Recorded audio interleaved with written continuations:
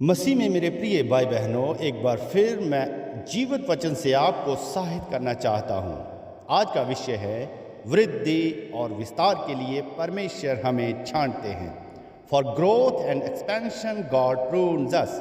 आए यूहन्ना रचित सुसमाचार अध्याय 15 उसके वचन 2 को समझेंगे। जो डाली मुझ में है और नहीं फलती उसे वे काट डालता है, और जो फलती है उसे वे छांटता है ताकि और फले। छांटा जाना एक प्रकार की एडवर्सरी है जिसे कई मसीही समझ नहीं पाते हैं। इसलिए बहुत से मसीही कांट छांट की आशीष से चूक जाते हैं क्योंकि वे उसे गलत समझ लेते हैं। अधिक फलदायी बनाने के लिए परमेश्वर सभी फल पैदा करने वाले मसीहियों को छांटते हैं। छांटे जाने को इंग्लिश भाषा में प्रूनिंग कहते हैं। इसको मैं कुछ इस तरह से परिभाषित करना चाहता हूँ।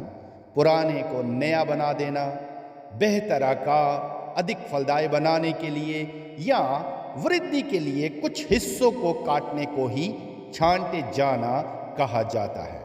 कोई भी जो अंगूरों की बागवानी करते हैं वे आपको बताएंगे कि उच्च गुणवत्ता वाले अंगूर और एक अच्छी फसल प्राप्त करने का एकमात्र तरीका अतिरिक्त वृद्धि को काट देना है, यानी छंटाई करना है।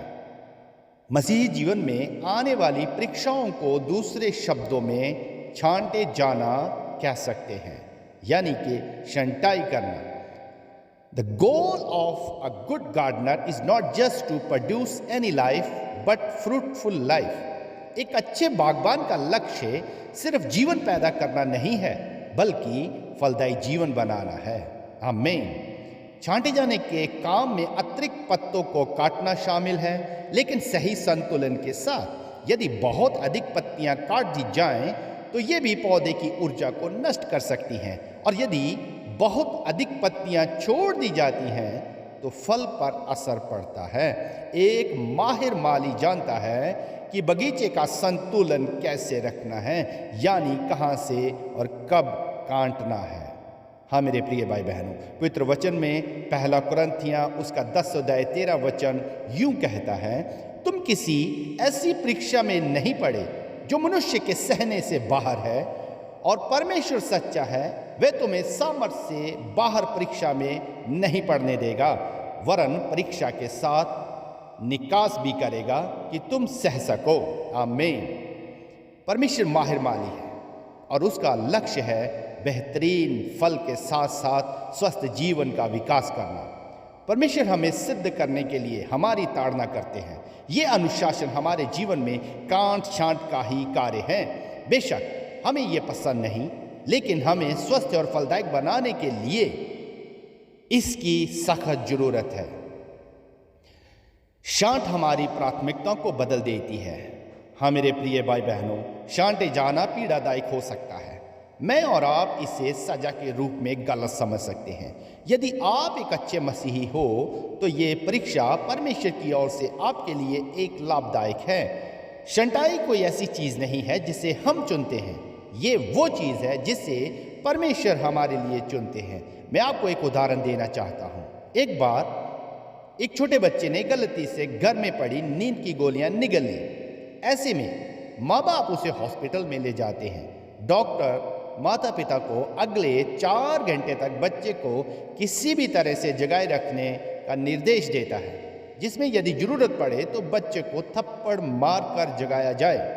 ना चाहते हुए भी माँ बाप अपने लख्त जिगर को, अपने जिगर के टुकड़े को बचाने के लिए उसे थप्पड़ मारते हैं। बच्चे को दर्द तो होता है, पर यह दर्द उसे मृत्यु की नींद से जगाए रखने के लिए जरूरी है। हाँ मेरे प्रिय भाई बहनों, यदि आपके साथ भी जीवन का माली कुछ ऐसा ही कर रहा है तो एक अच्छे मसीही होने का सबूत दें।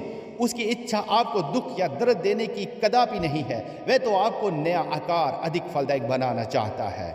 जीवित वचन से मेरे साथ पढ़े इब्रानियों अध्याय 12 उसका वचन 11 यूं कहता है, और वर्तमान में हर प्रकार की ताड़ना आनंद की नहीं पर शोक ही की बात दिखाई पड़ती है, तो भी जो उसको सहते सहते पक्के हो गए हैं, पीछे उन्हें चैन के साथ धर्म का प्रतिफल मिलता है। कितना खूबसूरत वचन है।